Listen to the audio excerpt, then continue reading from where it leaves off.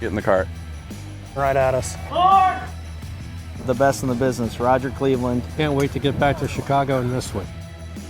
This is Party of Fore, a Mistwood Golf Club podcast.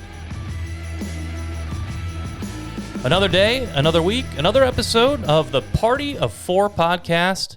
I'm Ben Hutchison alongside Andy Michelson, Director of Golf, Mistwood Golf Club. Feels like we're just here. It does. It really does. That was a pretty professional introduction for you.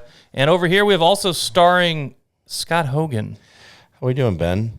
I'm doing great. I can tell by what you're wearing. This is quite the outfit right here. I'm going retro today and put it on Splavik. Must have been a pretty cool guy to give that to you. Yes. I don't know if that was legal to mention, but someone in here may have let me wear this today. Maybe. That's Andy. Mr. Adidas himself. They actually have I get paid nothing or free nothing. Well, it's part of the throwback line. This is the original. Like, so you got the original 3-stripe, you got the original that logo. No, but what I'm Love saying that is original they logo. have really, really cool stuff yeah. this year. Like, lots of cool stuff. Feels good. Yeah. It's got the butter spun is their new lineup over the last year. The thing that drives me crazy, and they've now perfected it, and they've done a perfect job of this. But maybe in the past it was a little different, and there's other companies that do this wrong too. Like, have the golfer in mind first, then design. Like, you need cuffs. Nothing drives me crazier than like a quarter zip where the cuffs hang over the hand. Right, Scott? I actually love that. Oh, shut up. I actually do. Shut up. Not an Adidas Are athlete. you a thumb hole guy? Are you like one of those few guys that do the thumb hole? My So, kids like the thumb holes. I don't use the thumb hole, but I like when the thumb hole's there. Like, So you don't like banded cuffs? see, this is like It's not. perfect. It's like a little loose. You got to hold it up. Make sure the camera can see yeah. that. Yeah, It's but a then you little- can like pull it back, and it's nice and tight on the forearm. I So like you're- to do you're like hitting. the roll, like the roll up, and like because you roll it, it gets tighter. I'm like having to roll up. All right, let's go back I to don't need things feeling tighter on me. Let's just say that. Like, well the Aberg hoodie that now I have 25 of. It's like a perfect length. It's kind of like a suit jacket, like when your arms are fully extended. It's a touch short. I hate that. That's your guy, man. I think he's. He's like He's when a you're free agent. Is he No. washed? So like when you put your hands out, like it has no chance of going over your hands, but then when your arms are relaxed, it like fits perfect. I love it. It's like my favorite thing to wear. It's become the new Andy. It used to be the short sleeve rain jacket. Andy. Now it's the Aberg hoodie. You did love those short sleeve Oh my god, jackets. that's 100 man. days a year.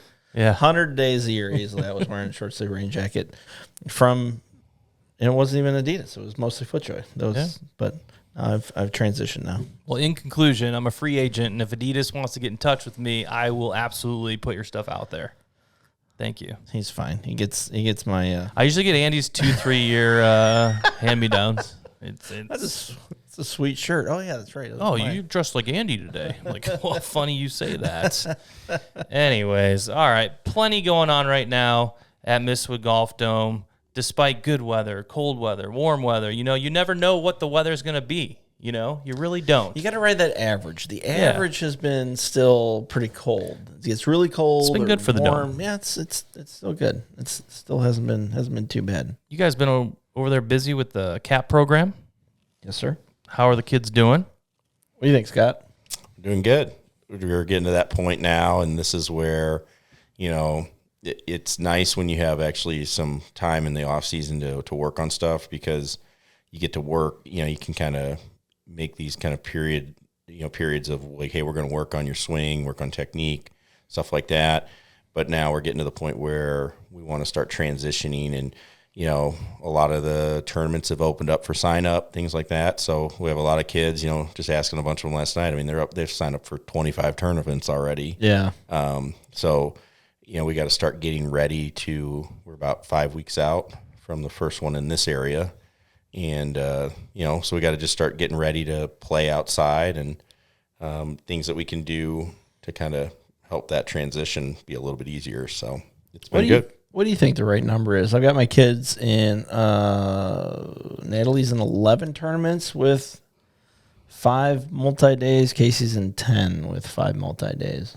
Too many? Right amount? I mean, that sounds like kind of average to what I would say people trying do. to like keep like one competitive or like 2 to 3 competitive somethings a month. I think you don't want to like if you're going to play a tournament, you want to be giving it the max effort. Yeah. And if like you get to a point where you're not giving max effort because you're just playing so many tournaments, I think then that's kind of a waste. And that's easy to do on the IJGA schedule. There's hundreds of tournaments. Right. Yeah. So I think if you're, I mean, because obviously there's an investment to do them too. So, but I think you don't want to get in the habit of like saying, oh, this one matters or this one doesn't.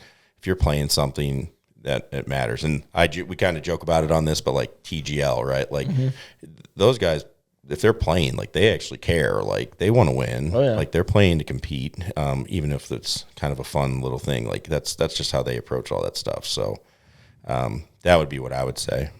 I have a question with that, and I don't know how fair it is or unfair it is, but let's just say you are a 14, 15-year-old, you're playing in 11 tournaments, you're playing in 20 tournaments. Not so much the physical toll, but what's the mental toll on a golfer of that age, whether you're performing well or not, and how can that affect your golf game? Because it is such a mental game. Like you don't want them to, feel defeated early on, but you want them to have success early on as well. Like what's the mental toll like playing in these competitive environments? You want to go first? You want me to go first? You can go first. All right. I think the mental toll is you have to be very vigilant on what you're getting out of it, what you're getting out of that round, what type of learning experience you have. The bad round's not the end of the world. Just last night, and just thinking of our juniors in general, I was spending some time with my daughter in the putting green, and I'm like, holy crap, she's hitting the ball out of the center of the face for the first time in her life. And she's worked hard on her putting like the last 3 or 4 months. And so it's like, golf is such a process. Despite like kids like mine that have unlimited exposure to golf, or kids in our program that have tons of exposure to golf and practice and good instruction, like you have to understand this is part of a bigger process, bigger plan. And nothing right then and there is immediate. You might have more success than you were ready for, and that could put you on a weird path, and you could have more failure initially than you were ready for, and that could put you on a weird path. But I think the important thing is to know that you're getting something out of every time you're playing, both good or bad. That's my... Yeah, and I think it's just, like you said, with the process, it's, you're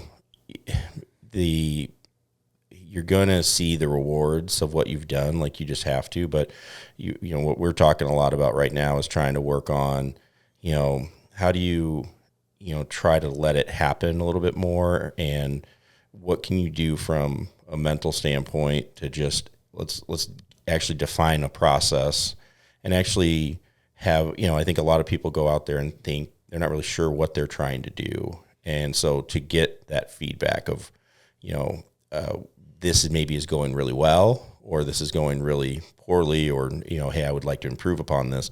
They don't really know, because in their process is a lot of, man, I just hope this goes well. Like that's all they're thinking. But it's like, instead of like, hey, I would love to pick a target, see if I can hit my target, and then, all right, I keep missing it left of my target. Well, then you got something out of that. At least you picked a target, and then you can go work on that. Just trying to get them into a little bit of that. And I think also we run into, it's really easy, especially here in the winter where you're not playing and you're practicing and grinding on your swing and all that stuff, that you get really into, all right, I got to hit all of these positions with my swing. And that's almost the goal. Yeah. And the goal is really to shoot lower scores. And hopefully you have this better swing, better technique, all that. But we need to just allow it to flow. Yeah, you said something there that's really important, is you have to give yourself the capability to let it happen. Mm-hmm. So however much you need to practice or put the effort in, when you get to a tournament, you have to feel confident and capable to do what you need to do. So, I think you dangerously get into probably too many tournaments, and then you're like, if you have a bad string, then that bad string could last for weeks, and then, you know, like it or not, the high school golf season is still really, really important, even though it shouldn't be as important as summer, but it still is. Still, like, kind of ultimately what you do on the state stage matters. So, like, you have to be, like, feeling your best, your most capable as you go into that season. So whatever you have to do to get your mind right and feel like you're in a spot to be ready to go, that's kind of what you should do, and everybody's different. Yeah. So now we're going to be going inside to outside. When you're thinking about equipment, kind of where you're at, what are things you're looking for this time of the year? I think here let's take one step back. I don't mean to do stop that. you, but, like, you know, as we talk about what's some of the things that you have to do when you're going from, like, hitting on mats to hitting on grass. I think one of the things that a lot of people get wrong is the mat actually pushes back on you a lot. So it's doing a lot of the work for you. It's doing a lot of the lateral movement for you, doing a lot of the rotational movement for you. It pushes back really easily on you. So, you know, when you get outside, you tend to, you know, you hit shots thin, hit shots fat, because, like, your body's now stuck in the ground. So you got to kind of, like, create some dynamic movement. You notice that a lot? Yeah, I think a lot of people definitely chunk the ball coming out. Yeah. Part of that too is because the way the ball sits on the mat. When It's you're true. actually hitting, the ball actually sits just slightly down on a mat.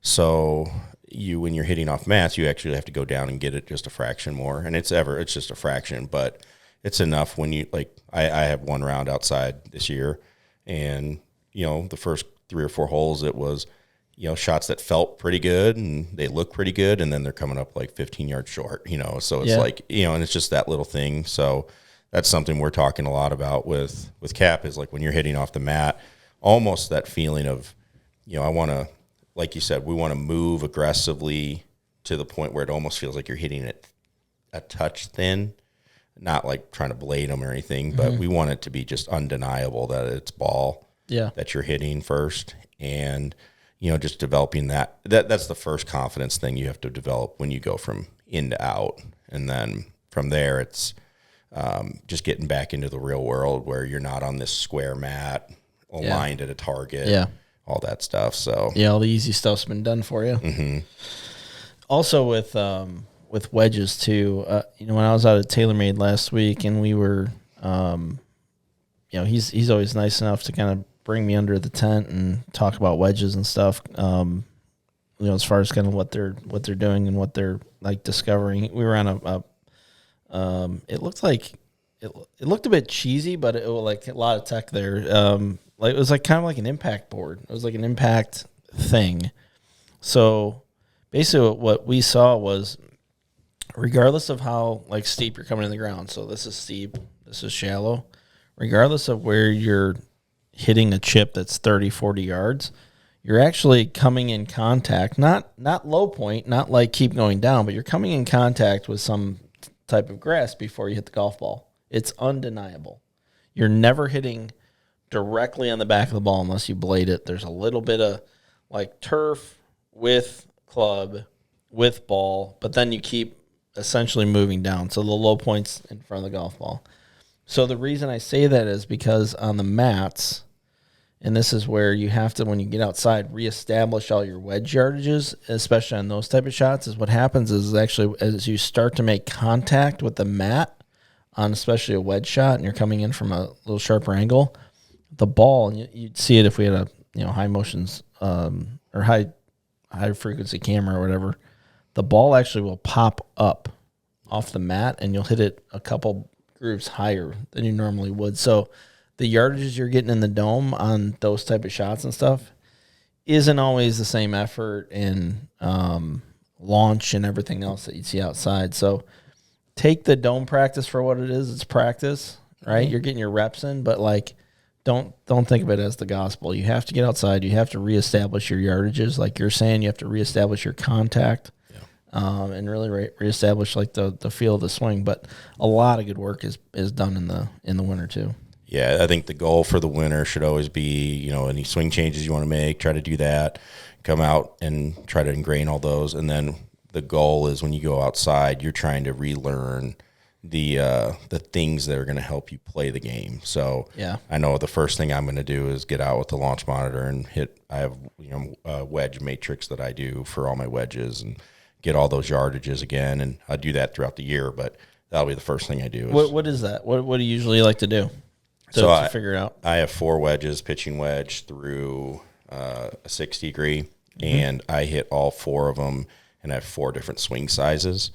And so I'm not trying to hit yardages necessarily. I do practice that too, but I just make the size of swing and see how far it goes in the air. Yeah. So then I just have that in my mind, and there's a lot of crossover on those two. But what you learn is like, oh, this goes the same yardage, but this one's a different height, stuff like that. So just trying to learn shots that's tour stuff. Yeah, that's tour stuff. Like those guys, a lot of those yardages, like you're saying, they cross over. So like, you might a full blast lob wedge goes 95 yards maybe for you.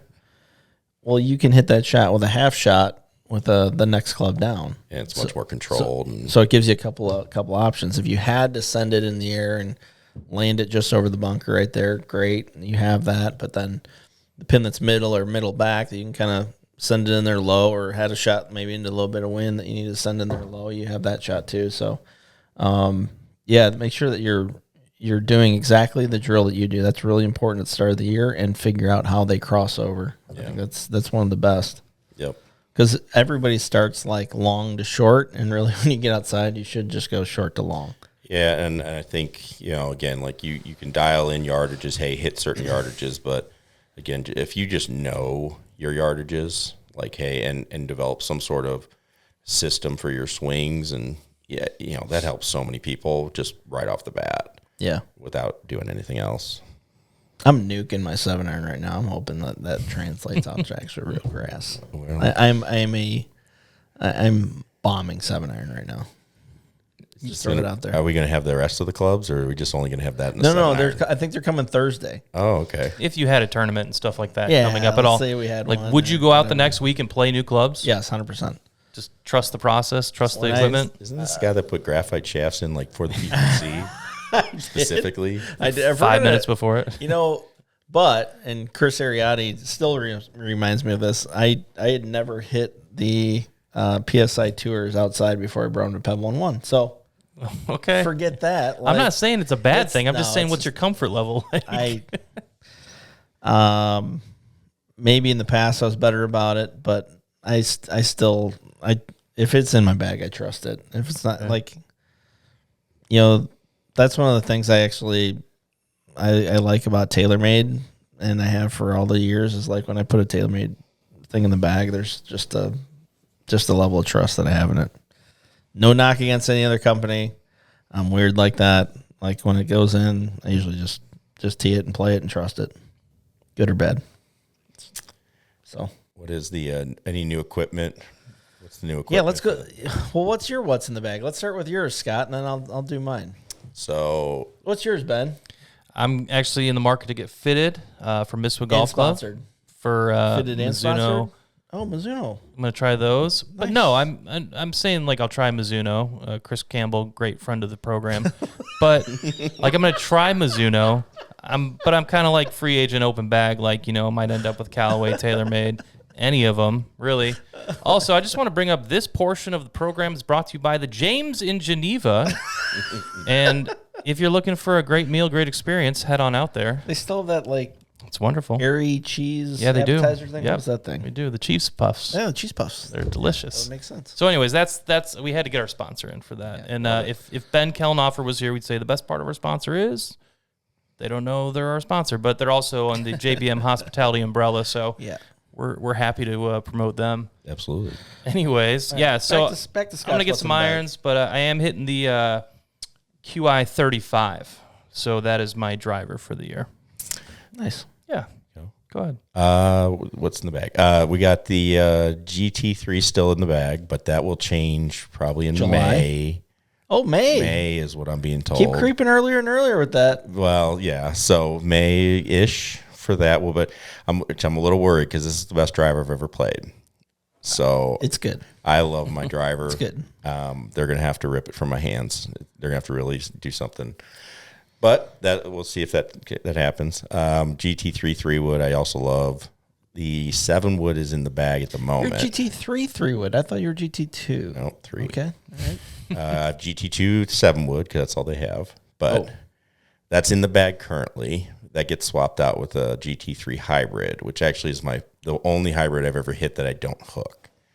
So that's important. yeah. So that's been very good. The 7-wood just has a lot more launch. 505 was a little bit of a hook machine. I had one of those too. Now I do have the new U505 4-iron. Okay. It is currently back at Titleist because when you play outside and it's still ice on the ground, It breaks. it will break. Yep. So Shafts break. Shafts do break, so don't do that. So when you see grass, it's not always ready to play. Yeah. There might be a permafrost layer like We had to hammer quarter the inch tee under. in the ground. Yeah, Yeah. It was rough, but we go 255 iron, which I actually really love. Other than the fact that everybody on the range knows you're hitting it when you hit it. Yes. We were hitting it. I think it was Pretty surprising. They haven't figured out the sound of that yet. It performs nicely. It's really nice, but it is loud. I think it was on the Biltmore, which is not a big range. It's kind of in the trees. Got Sasquatch vibes. I hit a couple, and Chris French turned around. He's like 250, huh? I was like, yep, because he has one too. So, but it does feel good, and I love it. I wouldn't trade it. It's very good. Launch is high. That's what you want. Then I go 6 through 9 iron this year in the 150, the 150 from last year, and then I'm switching. Great iron. I mean, that's a great iron. 150 is a great iron. I am switching to a 44-degree SM11 now that they make that. So I had a 44-degree 150, but I hit all of the wedges I have. Like I had the SM10s last year. All those wedges I hit really good. Pitching wedge. Do you like looking down on a sand wedge, pitching wedge? I've never actually done it. I stink with it. I've never done it. I stink with it. I'm just basing it off. I've tried it so many times, and everyone's like, "Oh, you're a good wedge player, so you should do it." I stink with it. I'm basing it off of that. I hit all of the other wedges very well, and it's probably because I just practice with them a lot. Yeah. But so we're gonna try it, and then SM11, same setup. The tough thing I feel like, and the only one that kind of got it right a little bit when I've tried it over the years was Callaway. There needs to be a little bit of offset on that thing. Like when you look down and there's no offset, it's that 44 degrees. You're like, I am going to hit this to China. I am going to dig this thing straight down in the ground. Well, and that's why I went to the 44 because I'm thinking I'm going to add. I'm going to bump it back to like 45 or something and maybe help that a little bit. But we'll see. Just cranking back and forth till you add some offset. We're going to figure it out. So that's part of it too. Putter? You get a little bit of putter. TBD. I'll give you a TBD. We got some things in the fire. We got some irons in the fire on that one. Me too. We'll say this. We're at a 36.5-inch length. I'm not there. And a 73-degree lie angle. Ooh. I did bend my current putter to the 73, and it actually feels pretty good. Yeah.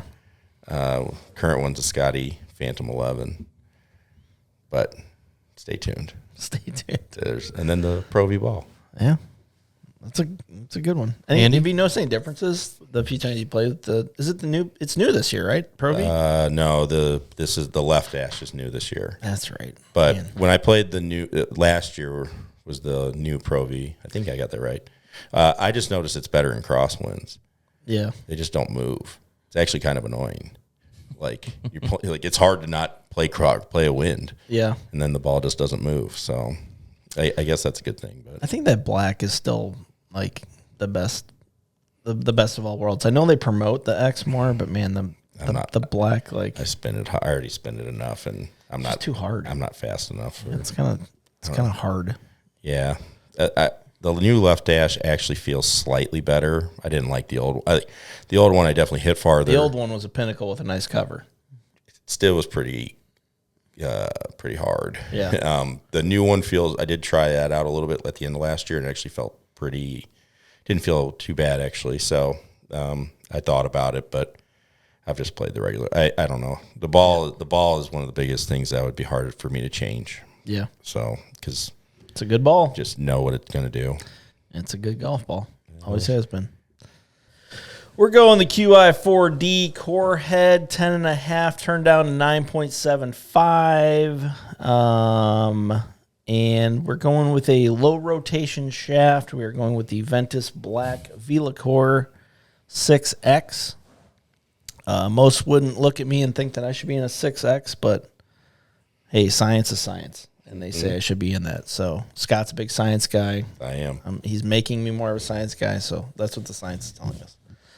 That's a good thing, though. Yeah. Sorry, trust it. I think I'm in a 3 or 3HL QI4D. Just, again, the standard, not the Tour. The Tour is just too low of a rocket missile. This one gets up a little bit. Spins a little bit more than the previous one, which I appreciate. I always like a 3-wood that's spinning at least at 3,000 revs. In the past, I basically spun it like a driver, which is never good. Me too. Try and hit that off the deck. Yep.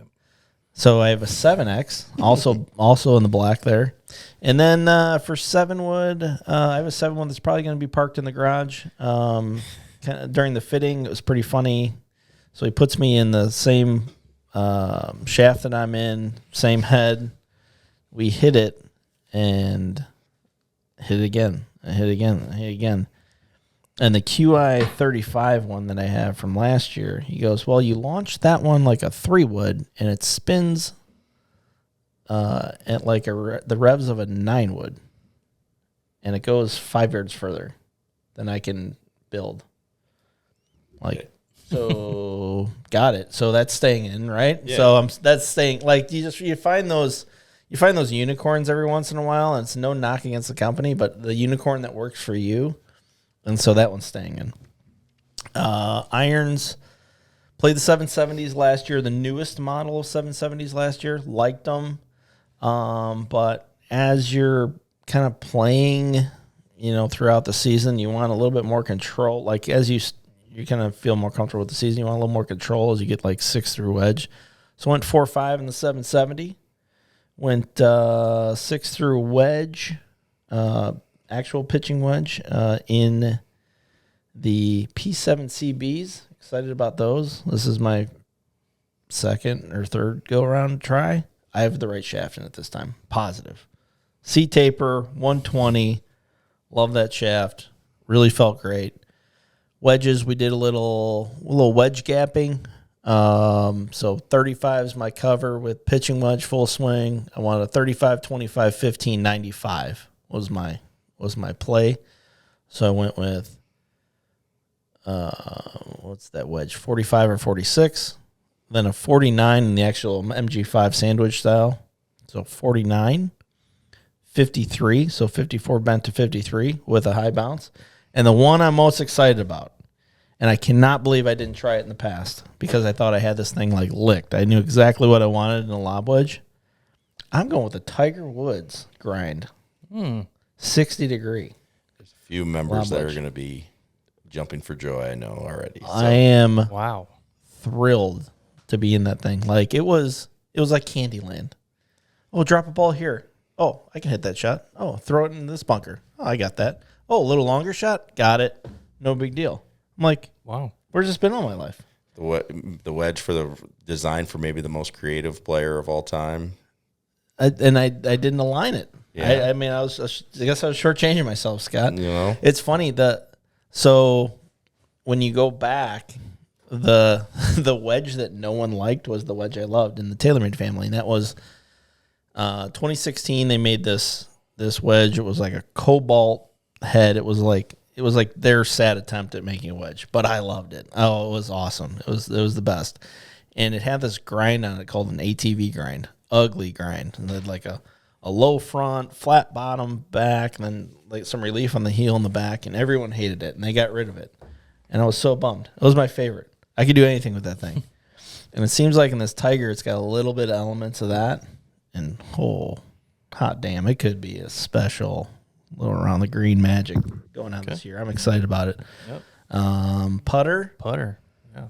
Spider for now. I got a cool spider coming. Actually, I'm in between necks here. I'm in between S neck, and then I've got a little gooseneck coming. So, and then golf ball. Excited about the new golf ball.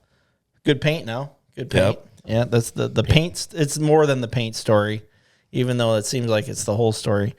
TP5 was admittedly a little slower in the past than TP5X.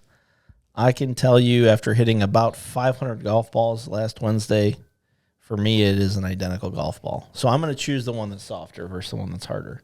But my 7-iron launch conditions through the wind, we were in Carlsbad just off the ocean, and don't feel sorry for me.